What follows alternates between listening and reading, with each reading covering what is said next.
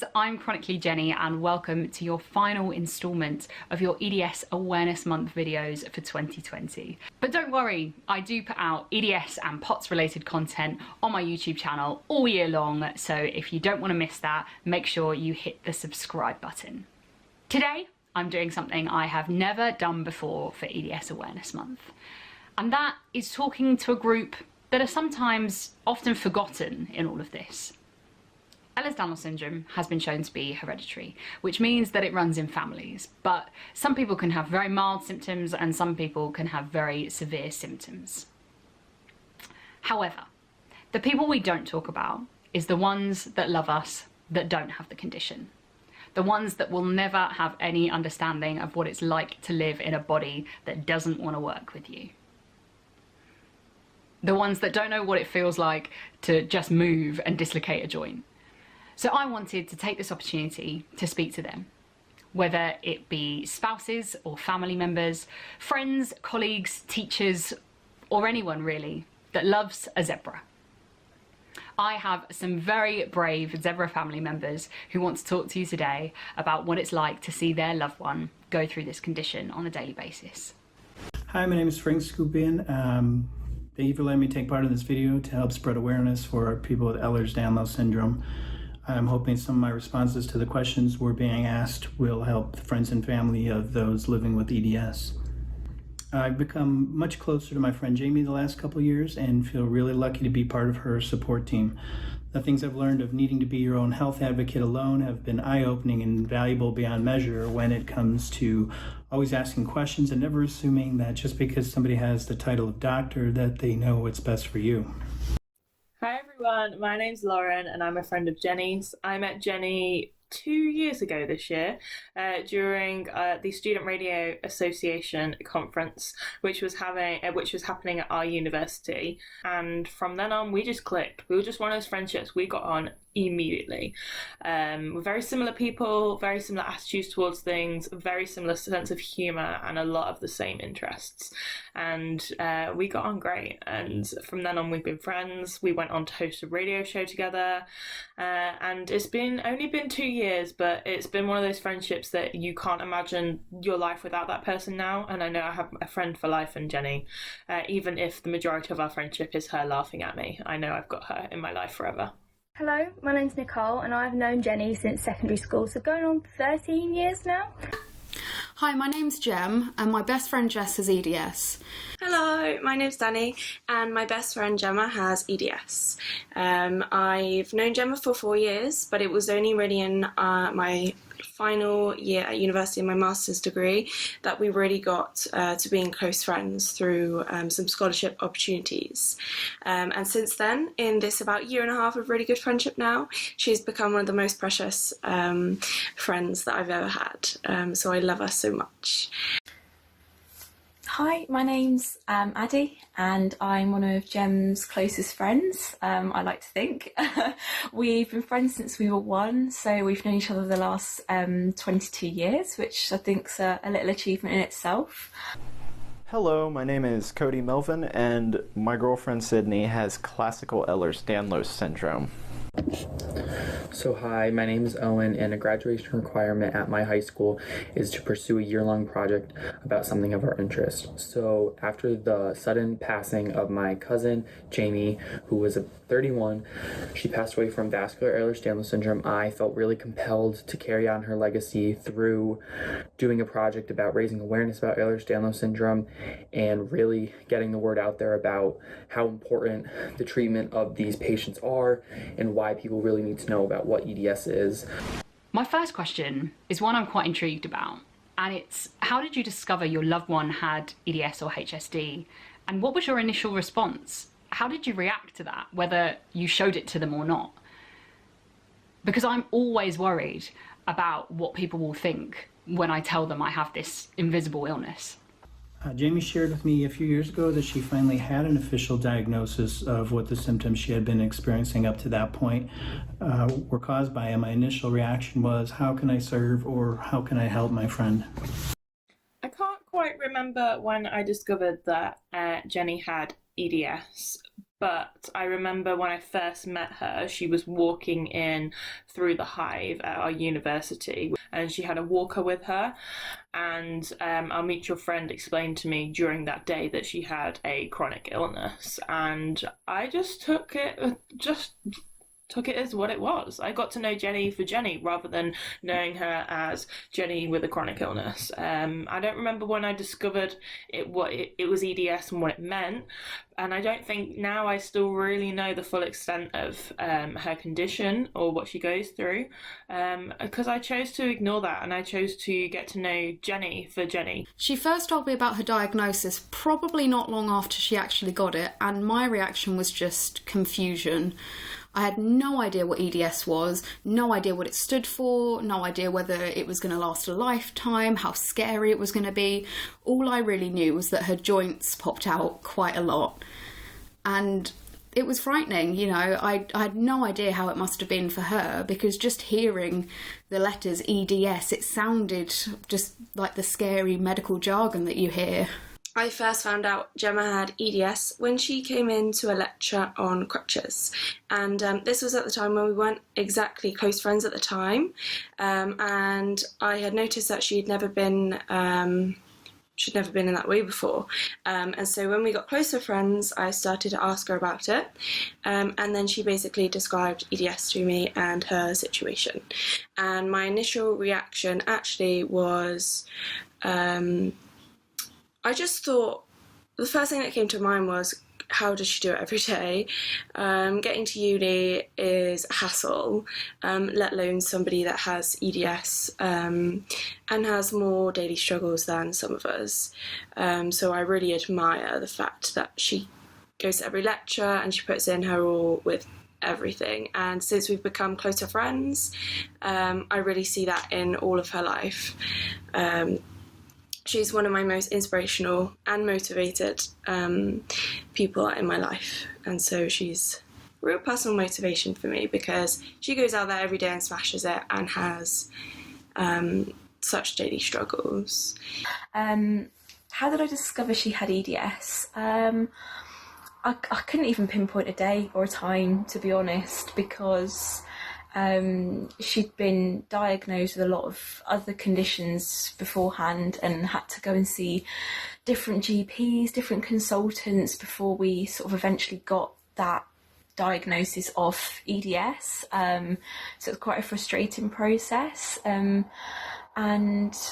yeah, we have a close friend that's also been diagnosed. So I knew a little bit about the condition beforehand.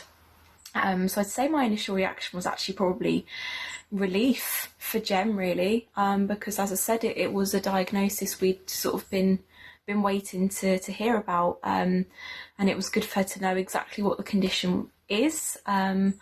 Obviously worried for her, but yeah, mostly relief. That was my initial reaction. I found out pretty much right away because she explained it to me while we were talking, but I didn't really think too far into it. And what really knocked it home was literally 2 hours into dating, I had to take her to the hospital. We were officially a thing for 2 hours. And she was totally fine. Then all of a sudden, just bam, she's lying on my couch, practically dying.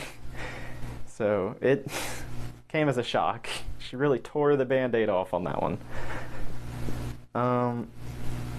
After that, I researched as much as I could, and I researched so much that I could probably write an entire thesis paper on it and still have no idea what I wrote, because there's so much to this that it's a mess, honestly. It's tragic. It sucks.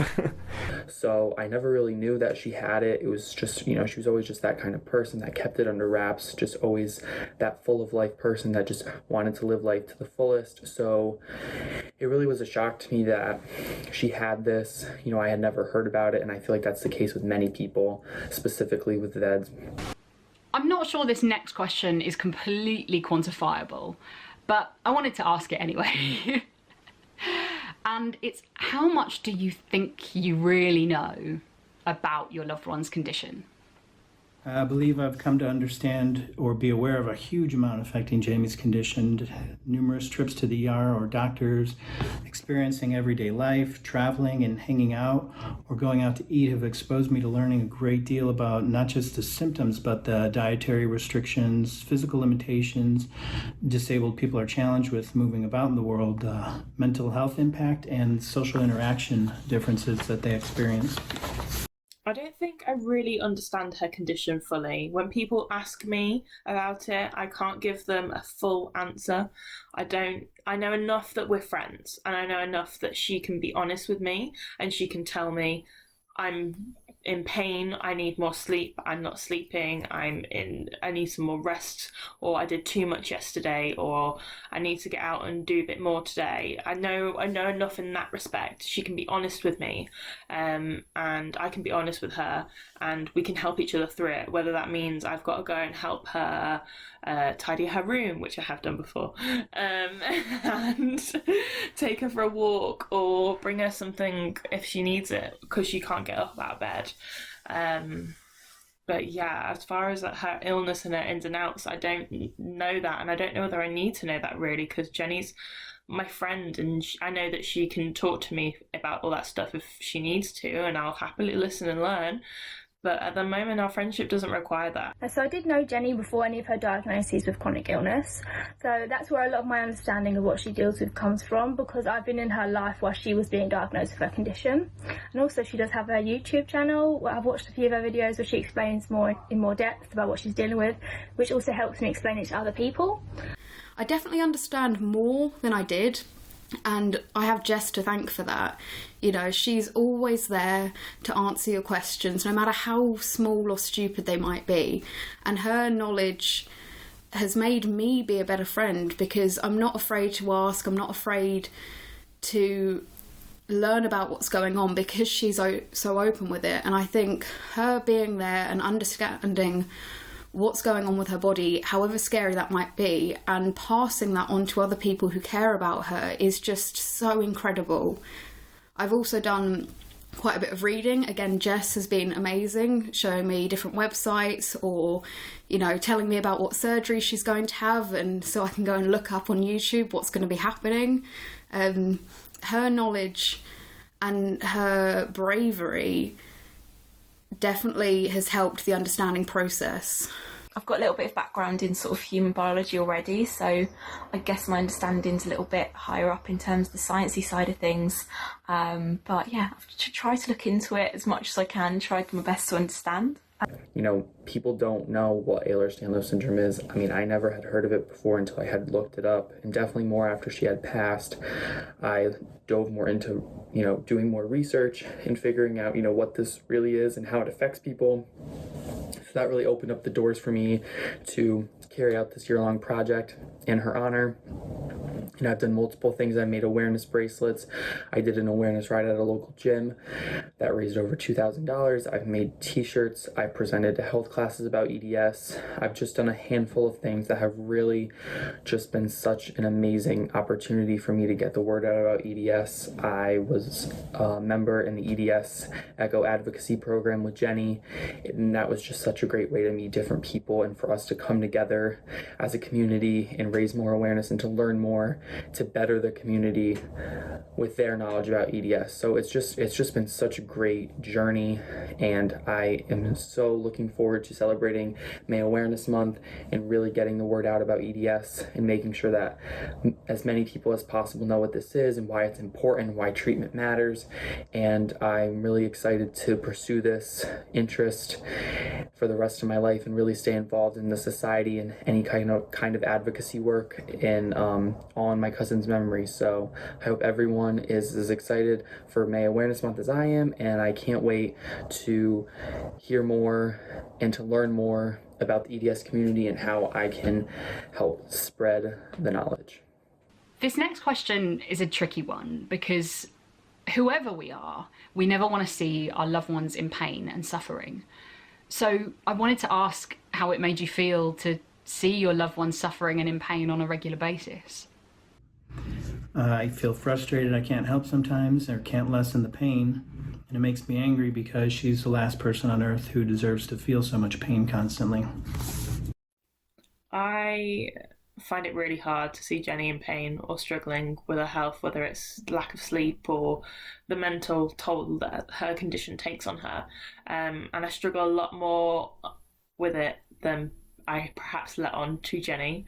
Because it's hard. It's horrible seeing someone that you love in pain and you just want to take it away. I've been there as she's done her shoulder in, or she's lying on the floor, and I just want to take it away and make it better and wish that she didn't have to go through it. And you can't. All you can do is be there. You can be just the support network, whether it's to make them laugh in a situation, to take their mind off it, just find a sense of humour in there, or whether it's just to like give her a hug and tell her everything's like it's fine. Because you can't.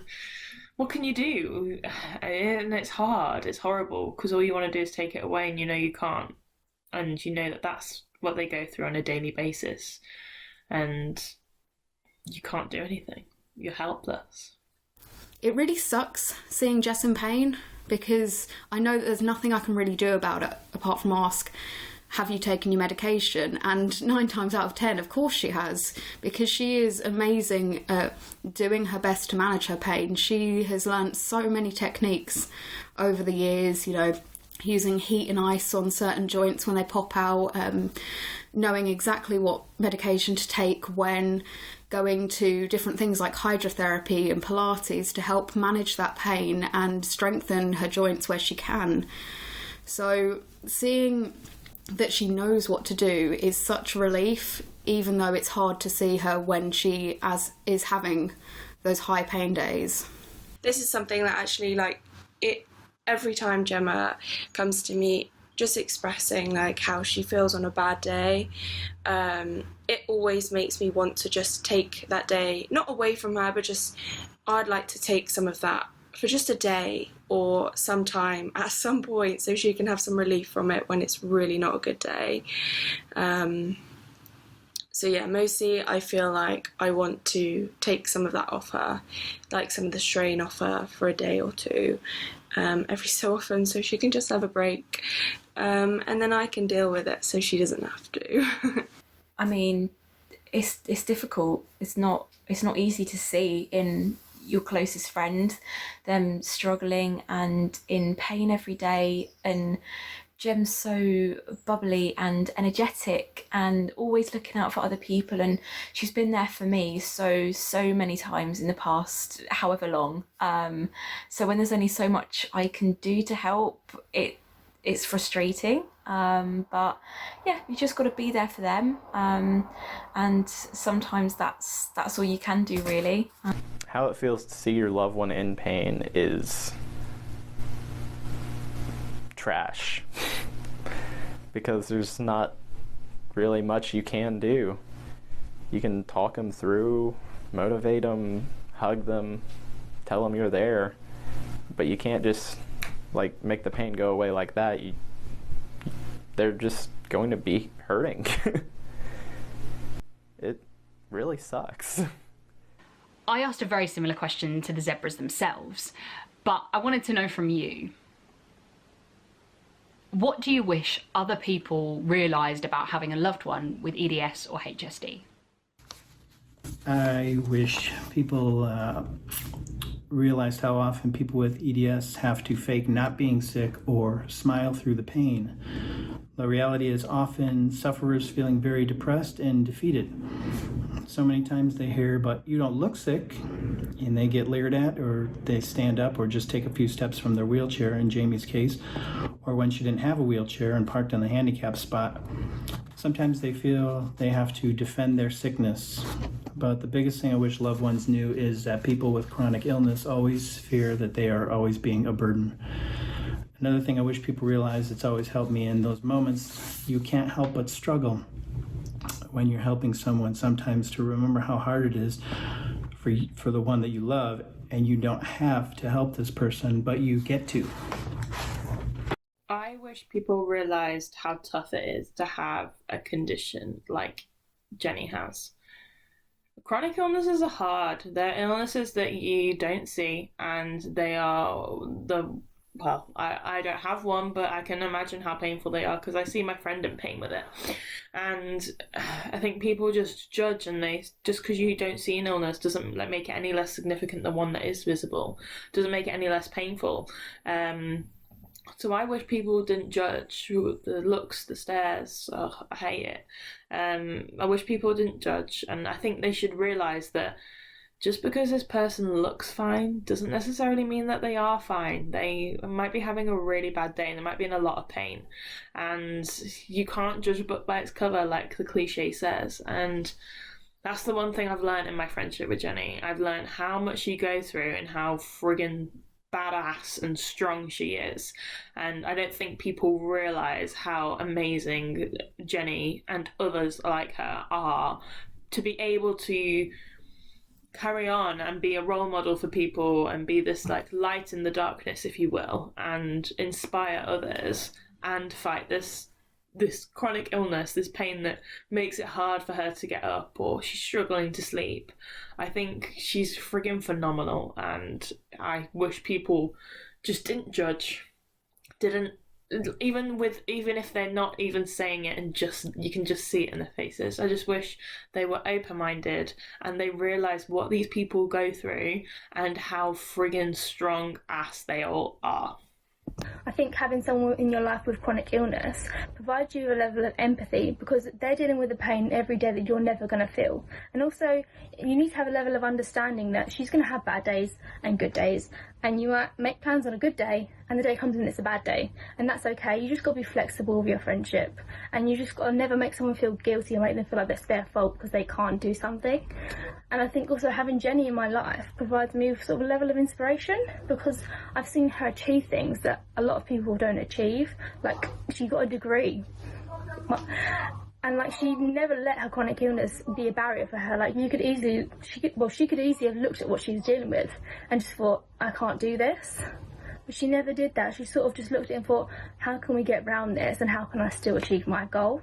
I wish people knew that EDS wasn't just something that's going to go away and that they knew that it was a chronic condition, because people do see you when you're in a wheelchair one day and crutches on the other and they think that you're magically getting better, and it's not the case. It's something that is always going to be there. It's something that unfortunately is going to get worse, and it's about managing it day to day. And I feel if more people knew and understood that, more people would try and fight for the research, because there's just so little research happening.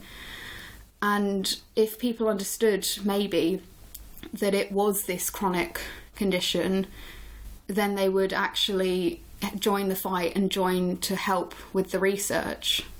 We struggle a lot with Gemma. At the minute, she can still get up to, pop to the bathroom, get up to have a cup of tea, simple, small things she can do.